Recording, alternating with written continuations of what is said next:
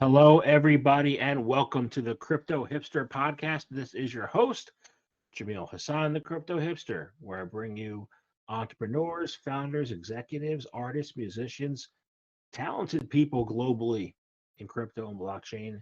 And today I have an amazing guest, and I'm really looking forward to this interview. His name is Suman Kanuganti. I hope I got that right. He is the founder and CEO of Personal.ai. Suman, welcome. Thank you, Jamal. Glad to be here. Glad to have you. Yeah, let's kick things off then. Let's ask you first, what is your background, and is it a logical background for what you're doing now? I don't know if it is logical enough, but I'm an engineer by background.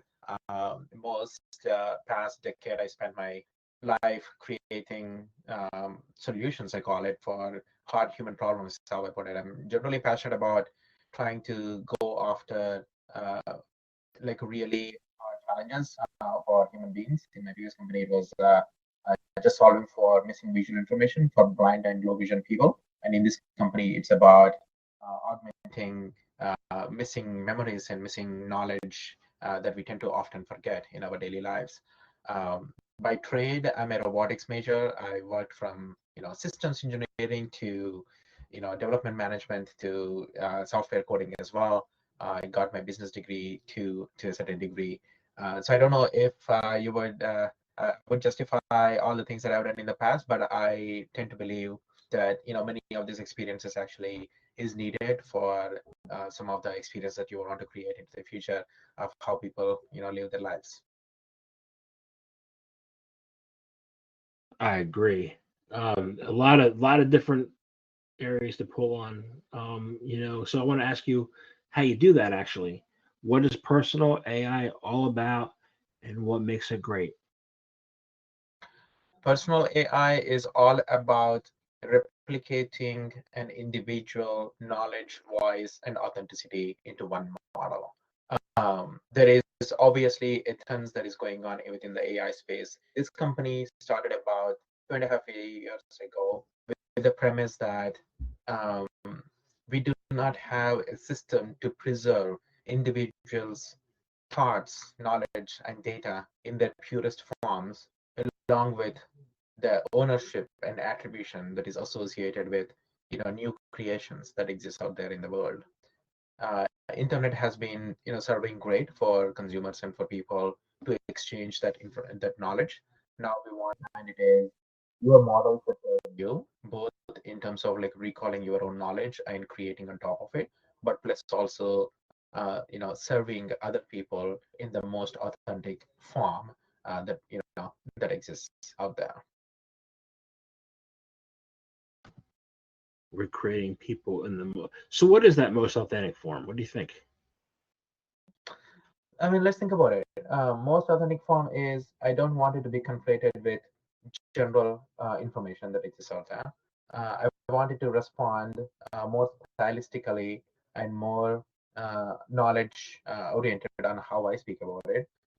You probably talk to a number of different people on this podcast, and whenever you ask about, what do you think is a blockchain or what is you think is an NFT, and I'm sure everybody provides their unique perspective on their view on what blockchain will do to life and how you would understand the technology, and everybody has a different way of explanations.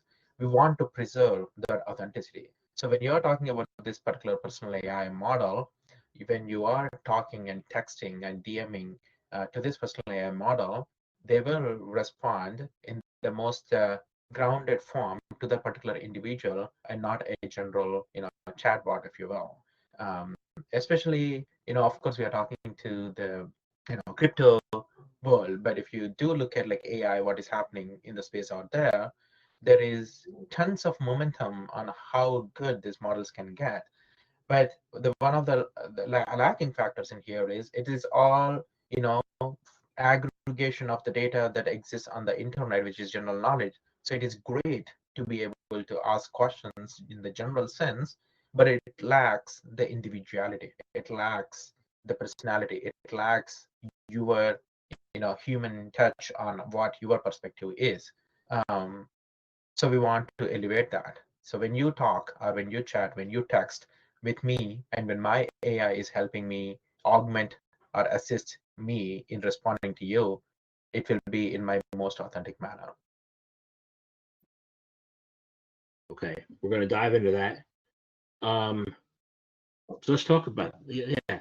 So the future of AI. Like I've got some tech. For some reason, I received some newsletters this week saying the future is not crypto, the future is AI, and they're from crypto companies. I'm like, whoa, where'd this come from?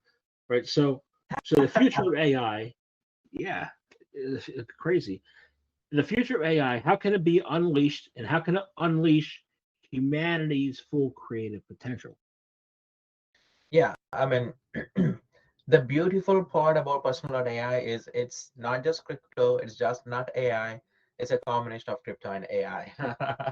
So, in 2021, when we had a huge boom around NFTs and Web3, um, people were talking about potentially the utilities and the use cases and association with it. And I think there is a similar boom that is happening in the AI space, specifically in the generative AI space as well. And now people are talking about, okay, what about the use cases and the utility? But rather than thinking about, blockchain technology or crypto technology and what the use cases are, rather than thinking about AI technology, generative AI, and what the use cases are, if you work backwards on the core, what is the problem that we are trying to solve? So Personal AI was created with a problem in mind, and the problem in the mind is people create and consume lots of information, lots of knowledge every day, but they forget 80% of it, right? And when you are exchanging that knowledge or that communication with other people, you are at the mercy of what your cognitive capability is at that moment, right? So what if we can actually create this generative AI model focus on the individual? What if you can make sure the data that goes into this AI model is owned by the individual? And what if that AI model that is serving not only you, is serving other people, not just from a knowledge exchange or conversational exchange, but that has economical value to it?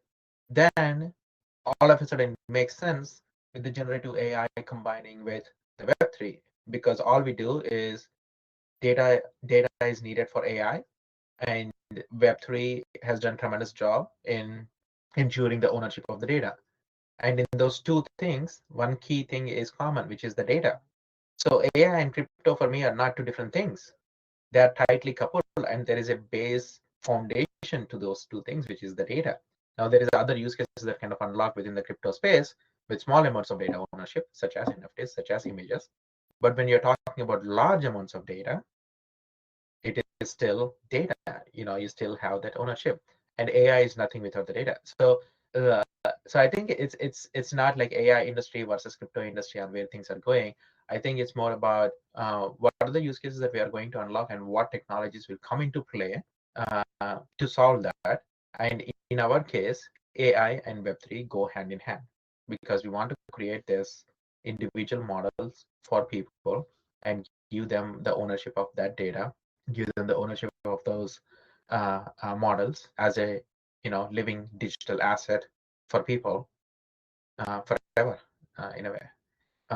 So where is the AI headed to? I think there is tons of use cases and applications that will unlock. Currently, um, large language models are taking over the market and people trying to figure out the use cases for it. And we've been working on personal language models, which we are yet to kind of unleash and go to the market. But the whole overall AI awareness will be helpful to us. Overall, crypto and NFTs and the use of them awareness will also help us. So I'm excited to kind of basically tell how these technologies help create these experiences and unlock utility and use cases in a more human fashion, to the world. So I think I'm more on the using these technologies to solve a problem, and rather than just like thinking about how can I participate in the trend that is happening without a clear end goal. That sounds good. So my follow-up there is this. I built databases for 20 years. Okay. During the end of last decade, a whole bunch of people walked into the C-suite of corporate America and claimed that data is new. These are people who I trained what data was when I worked at AIG. And then you got on the other spectrum, because they don't really know it. You have 20-year-olds who never worked and claim that they are data experts. So you have a whole spectrum of people's understanding of how data can work and how you can use it.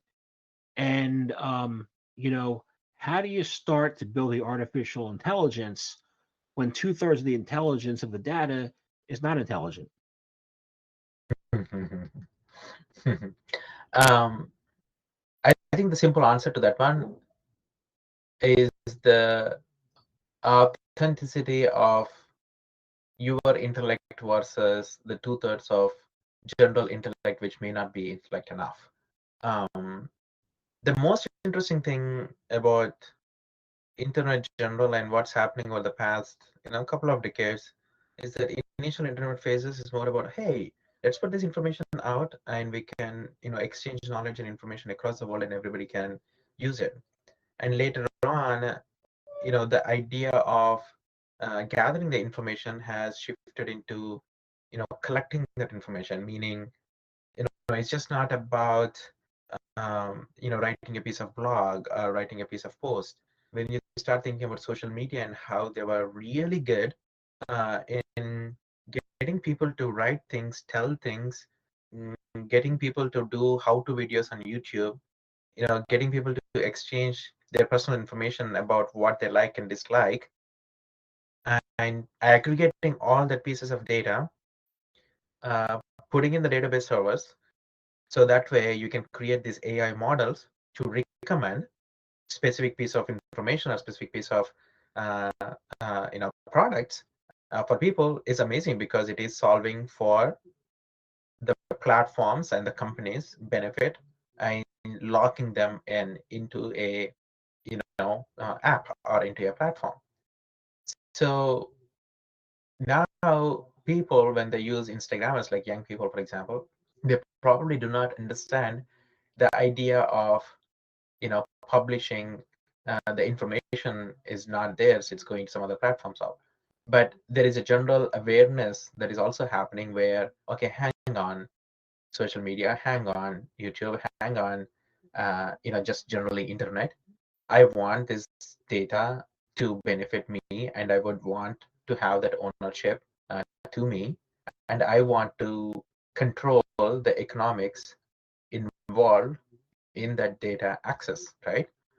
Uh, so it is not an overnight problem, but there is a general awareness and a shift that is happening, where it goes from like this enterprise institutions, large uh, um, what do you call data aggregation tools, into big tech, which were formed like 10 years ago, 15 years ago, demand specific and recommendation specific, to now individual, right? Like individual specific, individual knowledge, individual domains.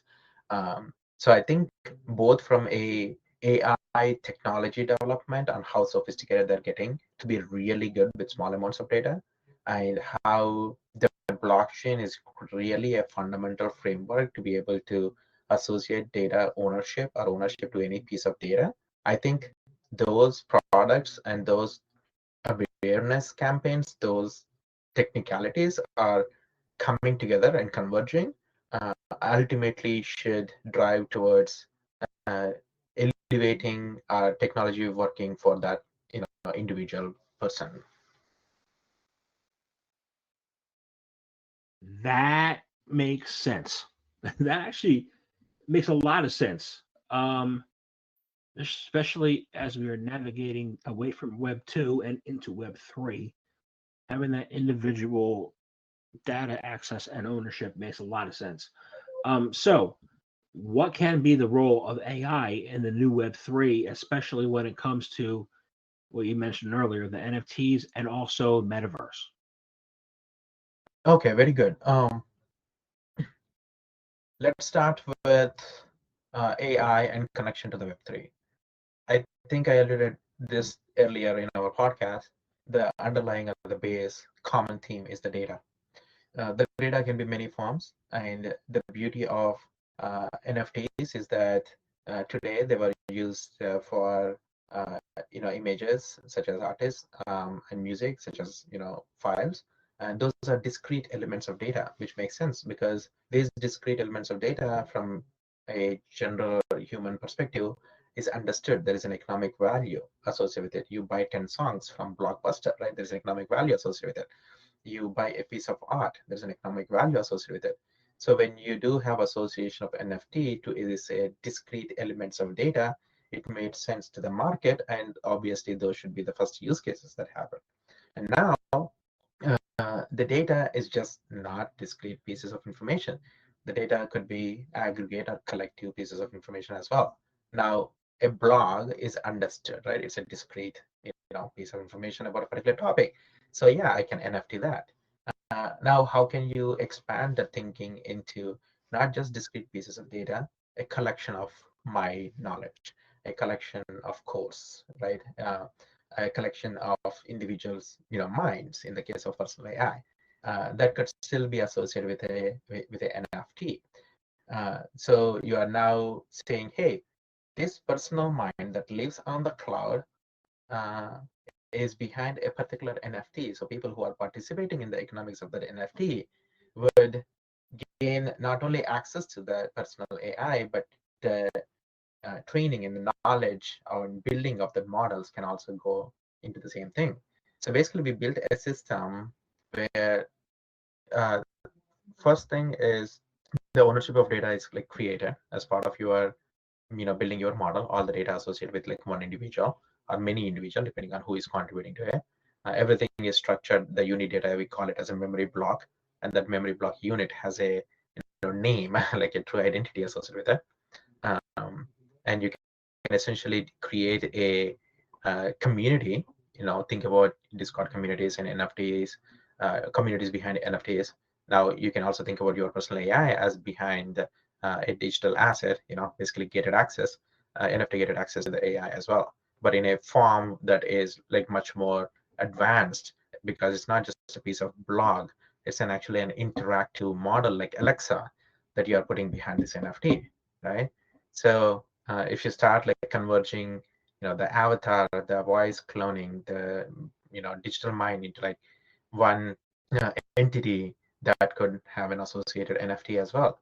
So I think the general frameworks and tools that blockchain has given us, NFT is one tool, is just like fantastic in terms of how we would want to build the future, for individual persons, right? I think that's the core premise of like AI uh, and Web3. I think I missed the second part of your question, uh, but probably I spoke a lot over there. No, I think you answered it. I mean, my question was, what's your platform going to? Is your platform going to be incorporating all this? Yeah, so essentially we have a platform today where any individual can come in. They can start creating their base personal AI model. And then as they capture their own thoughts or data, which could be existing piece of knowledge that they have written in a piece of blogs or podcasts, or your personal knowledge that you are maintaining somewhere else, your conversations around uh, you know email or communities or conversations. So all the pieces of data can come into your personal AI model, which will start to replicate how you would think and talk. So you can think about asking questions. You can think about talking to this model, and those are all associated with Suman. Um, if it is my personal AI, and the trust factor that goes into the AI response is attached to how personal it is to me because it has an identity. And then NFT, so we do have OSS Labs as our partner, which is a blockchain partner for data ownership. So we do have that system in place, meaning any piece of data you put in your personal AI has an associated audit trail with your own identity. And the next step for us to release next year, when we launch big, is being able to choose an existing NFT or have a new NFT minted for getting your personal AI interactions, to your community. So it's like a step by step, because if you think about it, there is, there is model work, AI model work, there is data ownership work, uh, there is association and messaging interaction. So there is some UX and UI that needs to be built in, and ultimately the economic side of things, which is the Web 2 way would be, hey, if I want AMA or if I want to do podcast with Suman, maybe 1 year from now you will have a 1 hour access to my AI to do that podcast. It's actually coming up very soon. You know what I mean? So I think that's the path that we had to take to, and you will probably simply, buy my NFT and get 1 hour access to AMA, Saman, and you will get responses from my own AI within my own voice, like how I'm speaking right now. So yeah, so that's the work that we are up to. That sounds great. I don't want to take you back to something you said earlier, but I'm going to do it because it Sure. might have been a Freudian slip. But you said if you download 10 songs from Blockbuster, and I'm like, I remember Blockbuster. It doesn't exist anymore. But then I remembered a Facebook thing I saw this morning, a picture on the Gen X site. It said the Flintstones Christmas, right? So if the Flintstones live in the Stone Age, how do you have Christmas? So but it comes down to the perspectives and perception of the world, and everybody has a different perspective of the world, and they have a different set of morals and values and ethics. Something that's been missing in the CeFi space in crypto recently is ethics. But how do you create AI that's ethical, and what are some of the benchmarks or ways you can determine the benchmarks? So think about creating AI in personal AI case as an extension of one. So far, what we know of AI is something else that doesn't have an identity, something else that doesn't have, the know-hows of who or what that is. Think, Alexa. The brand behind Alexa is what? Amazon, right? So people trust Amazon brand and they will associate with it, but not everybody does it, right? Think about, OpenAI generative model. It is useful for some things so that you use it, but it's a AI. So what is that ethics? Like, is it ethics of Amazon? Is it ethics of OpenAI, or is it ethics of the data? Is it like, what is it, right? Because you don't have the identity, or you don't have it's at the mercy of what data goes in. It's at the mercy of what are the collection methods of data that happen, or who worked on it, right? Because AI, as it stands today, we can talk about the taking over the world, but at the end of the day, it is a restructuring, reforming, resynthesizing of the data that is given to it, right? And like text to image generation is a very good example, right? It is dreaming, right? So what is it? So I think the ethics from our standpoint only comes into play if you are able to attribute the work that AI is doing to a group of people, or to an individual, or to an organization. Right now, it is associated with an organization, but organization do not claim the ethical I guess attribution to a response from an AI, because it is an AI, so we cannot do anything about it. So the fundamental theory for personal AI, maybe it's an advantage on how we do things, is everything is associated to a individual. So if it's as ethical as that individual person is. So you don't question about AI, you question about you don't question ethics of the AI, you question ethics of the person, because that person determines the data that goes into that particular model, right? So the question is not about, is ethical AI? The question is about, is it ethical data? Right?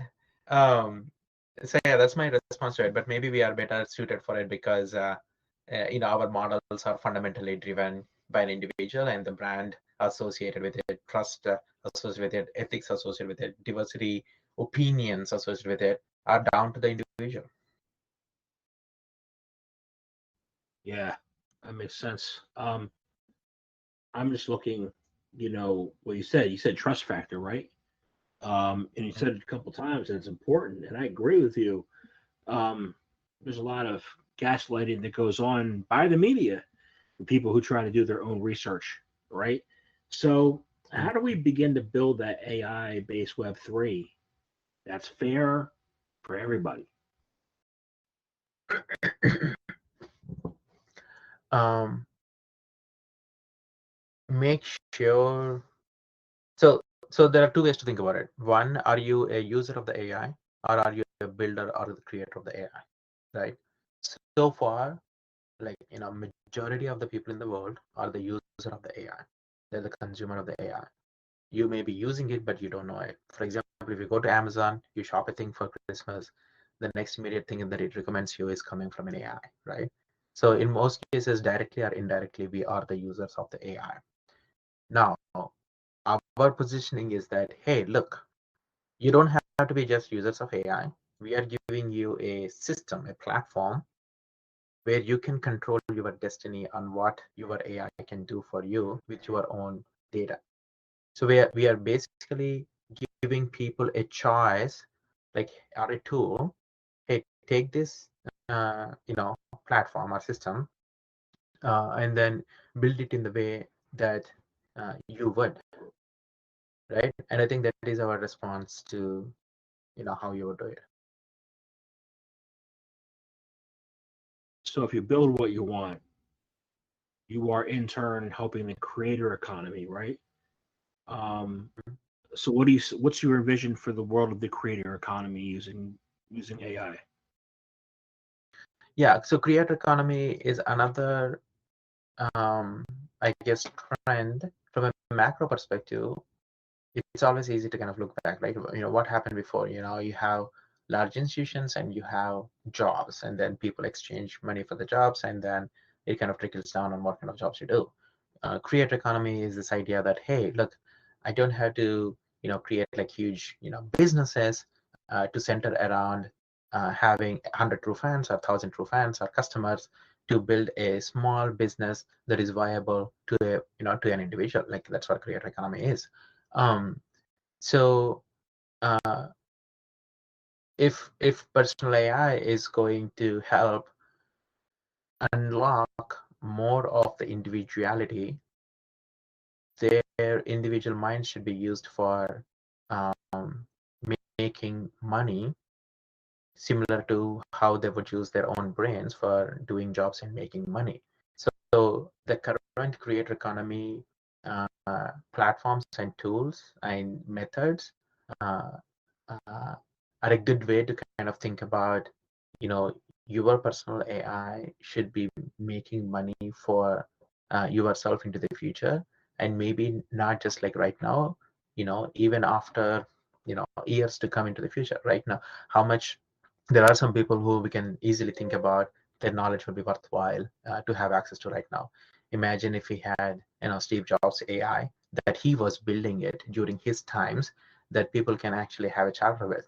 Now there are Steve Jobs AI that people like mock it, but it's not like true authentic AI that he has built it for himself. So yeah, so I think for the creator economy, it's actually wonderful to think about personal AI as a additional tool to expose or unlock or their own creativity, their own thought process, and engage the community in a new and novel way. So that way you're not limited by time, and you're not limited by the capacity to engage with their audience, but at the same time exchange that information, right? So it's another tool in the mix that exists for creator economy to be able to leverage and use. And I think that's kind of our focus, over the next few months on which target market we want to go after. We want to go after people who are interested in the thought leadership, who are gathering knowledge, who are in the business of pushing the knowledge to a group of people, because everybody has like 100,000, 10,000 true fans, and we want to create this as a give this as a tool for those people to do more of what they do best. That sounds really fantastic. That sounds really awesome to me. That sounds great. Yeah, I'm looking forward to using your platform at some point. I don't have that 10,000 fans. I got maybe 2,000, and I'm writing Yes. books, so 10,000 helps me sell them. So, um, but it's more than that, and it's great. So, I have one. I guess I want to thank you very much for your time, and I have one last question, and I want to find out about from this your about your roadmap. First of all, how can people find out more information about you and about personal AI, and then what awesome things do we have look forward to coming down the pike? I will answer the first one. Second one first. What are some things coming up the pipeline? We are generally looking forward to opening a platform more widely in 2 to 3 months time period for technically anybody to come try and get up to speed faster. There are a good number of like integrations that we are working on. So essentially, you can bootstrap your AI, overnight is our goal. That'll be super awesome. So I think that's coming up over the next 2 to 3 months. In the next 6 to 12 months time frame is when we could anticipate um, the economic association and the tools as well, which is NFTs, subscriptions, gated access, and a group of people coming into working on in a single AI. Right, if there is a common purpose with a community of for like 10 people, 100 people, 1,000 people, you can start a set of methods and common beliefs that you can start pushing into your AI in a very engaging way, which within the same channel, if you think about it. And then your AI will start to kind of train and participate in those conversations. So that's like a 6 to 12 months of roadmap. But overall, if you have questions, brainstorm, give feedback, try the product out. Personal.ai is the website. And yes, sure, my Twitter is Suman Personal AI. But if you do want to direct message me alongside with my AI, you can go to suman.personal.ai. That's where my AI lives, and that's where I also live. So it will be my AI assisting me in communicating with people as well. Awesome. Thank you very much for your time today. Thank you, Jamal. It was wonderful talking to you.